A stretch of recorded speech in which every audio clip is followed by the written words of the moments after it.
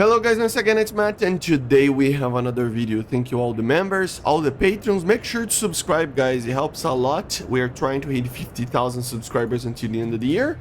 And also help me out there, clicking the like button, sharing the video. Obviously we are kind of standing still water right now. There's basically nothing to talk about on like new stuff that it's being added, right? You can see by the performance of the videos that there's basically nothing to talk about, right? There's literally nothing to talk about. So yeah, this will be fixed fairly soon. I think until the end of next week, we probably will start to see the new devlogs for the patch of March. So everything should ramp up fairly quickly, very, very soon. And then after that, obviously in April, we have the events and all sorts of cool stuff, and we have shortly after that another update, so everything will be very crazy in the next couple of the next 4 months basically. But yeah guys, let's get into it. So today we're going to talk a little bit about the MiG-31. The idea of this video actually came from a Discord member, so thank you, you know who you are. And yeah, basically the idea is to talk a little bit about the MiG-31, okay? How OP it would be to have a MiG-31 in the game. So yeah, it has many things that we need to talk about, but the main thing and the first thing that I'm going to talk about is the radar. So why would an aircraft that doesn't turn, it doesn't have a lot of, you know, IR missiles and dogfight capabilities and stuff like that be OP? How can an aircraft that it is kind of a bus be OP in top tier? I mean, we are going towards more and more and more agile aircraft each patch that goes by, right? So how an aircraft that it's an interceptor can be that OP? And I think it will be bluntly OP, but the thing is in only one thing, and this can be avoided as well if the pilot knows what he's doing.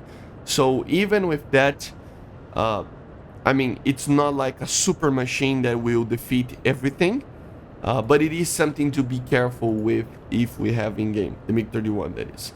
So the Zaslon, this is the thing, man. The N007 Zaslon, or also known as the RP-31, it is the main feature of the MiG-31. It is the radar of the MiG-31, sorry. And it is the first phased array radar to enter in service on a fighter, or basically in any aircraft, I think in any aircraft in the world, or any fighter aircraft at least. During 1968 and throughout the 70s, this radar was developed. You know, the objective at first was to actually use the Sapphire series technology, which is the radar on the MiG-23 and the later MiG-25s as well, to actually develop a fairly more modern and more digital radar to have a longer range for the future improved MiG-25 that was already in development, right? And it was a really, really difficult task. I mean, it took like almost 10 years to actually make it so that it actually can work. It's a technology that was being used on the Soviet territory for basically ground-to-air missiles, right? And basically ground radars, the PESA technology.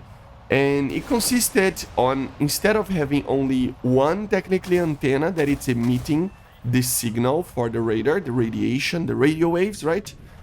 You would have a very large transmitter that would pass through a lot of antennas and a lot of smaller antennas, right? So you have basically, instead of a big radar or a big antenna having to look basically to all the space that you want to detect, you have tiny small ones, many of them, like hundreds of them, looking at very small divided airspaces, right? And with that you can have technically an instant detection. That's the main feature of this radar. Even before you look into ranges and stuff, this is the main thing, okay?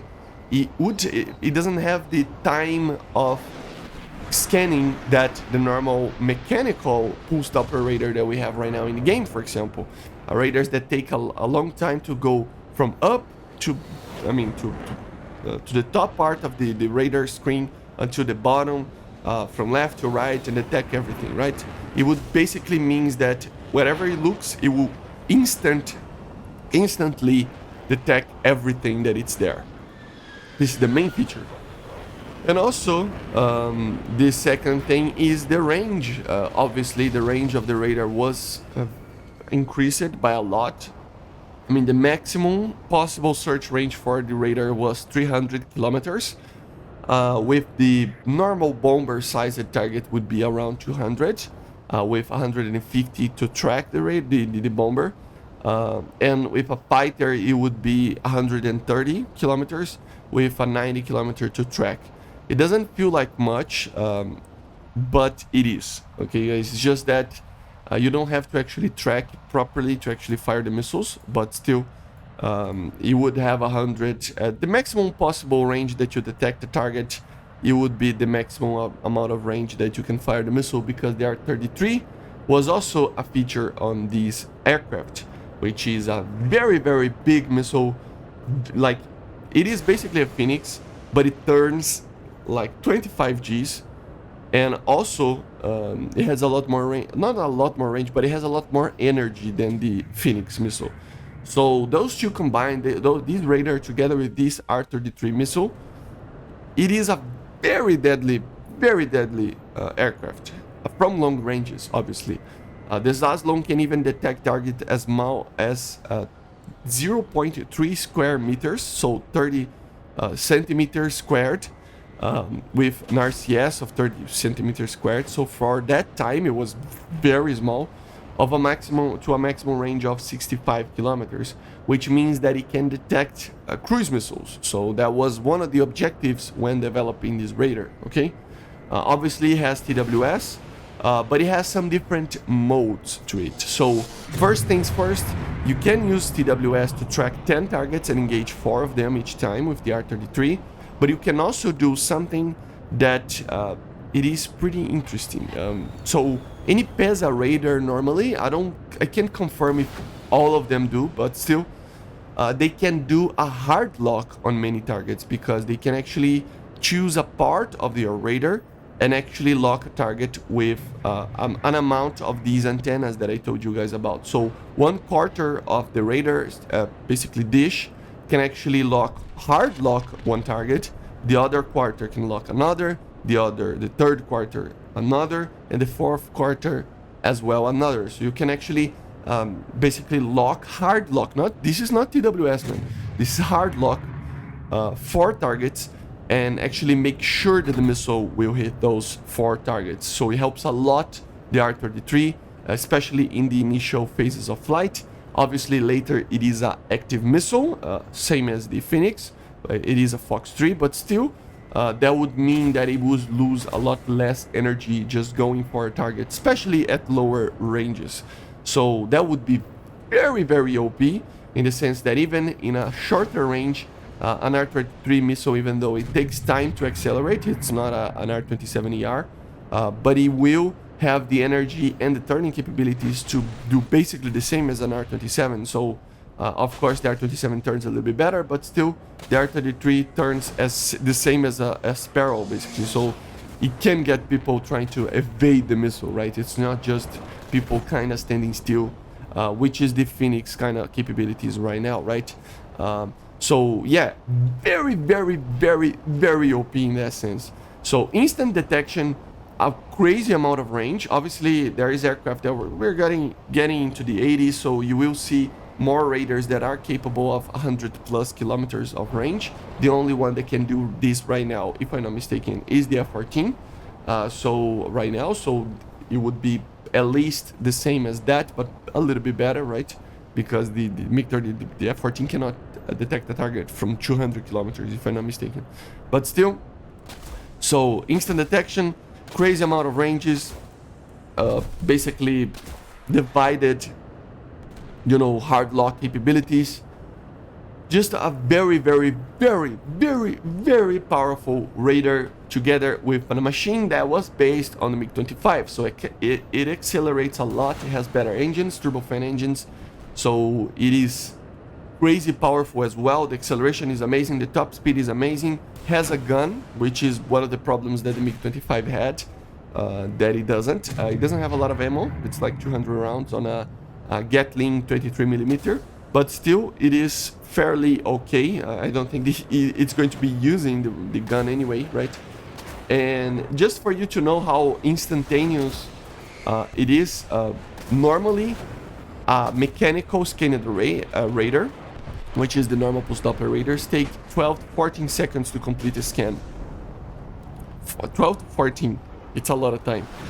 And then the MiG-31 is less than 1 second. So imagine just having each second another update on the target, on all the targets. It doesn't have to actually scan all the area, right? So it is amazing, amazing. But it has its problems. So that's why I don't think it's going to be like so OP it's not even able to be added. It's the performance of the aircraft. Even though it has a lot of performance on the sense of acceleration and speed, it is still an interceptor. It is still based on the MiG-25. So obviously it doesn't turn very well. It is heavy. It's a 40-ton aircraft, man. It's not a light aircraft. It is one of those that it's going to be funny. And I think, to be honest, in smaller maps, it is going to be pretty bad because you won't have time to... I mean, you will be able to fire the missiles, and if you get something with the missiles, we are fine and GG, right? But if you don't, you have to rely on getting people by surprise, because if people know that you're there, it's basically GG, right? Because you cannot outturn them. You have to try to out-accelerate them with the amount of heat that you would put basically an F-14 on a cold kind of side of the spectrum of heating engines, right? And that would mean that any AIM-9L or AIM-9M in the future would just, yeah, ignore flares going to that aircraft. So it is a problematic aircraft in that sense. I don't think it is going to be an easy aircraft to be played with. I think it's going to be a hard aircraft. I think it's going to be the BVR king. It will be the best aircraft in the BVR for a very long time, even in the 90s. Once we get more advanced Fox 3 missiles, it still can have more advanced versions of it, the B variant and even the M variant, which is crazy. In 1994 they used an R-37 to hit a target from 300 kilometers. So that would be the M prototype. Obviously it's just a prototype, but you know how Gaijin is. They might add the M just for the sake of it, but still in the far future, right? So I think it's going to be one of those aircraft that most of people, most of content creators, most of players in the forums, everybody, most people will say that it's just trash, right? That it's going to be bad and it's not going to do anything. Even with the radar, amazing radar and stuff, I know that in the most hands, most players' hands, it would be very bad because the maps don't support it very much, right? It is made for it is made for engaging fighters. It is made for engaging anything that it's flying. But the thing, even cruise missiles, right? But the thing is, they are made for long-range engagements. So the smaller maps will have an effect on that performance. I think in the bigger maps, on the EC maps, this thing will be the king, obviously, with the TWS. With, I mean, we still don't have the proper RWR. So if that's a thing still, once this thing is added, you will have a lot of quote-unquote stealth kills with the R-33, right? So it is just a very, very powerful aircraft, but just in one thing. And that's why I don't think it's going to be that OP, but in the right hands, it can be the most OP thing ever. In the wrong hands, it can be the worst aircraft in top tier. So you will have to wait and see. Hopefully it's added. I'm still waiting for it, though, that interceptor tag to Gaijin, but still, you know how it is, right?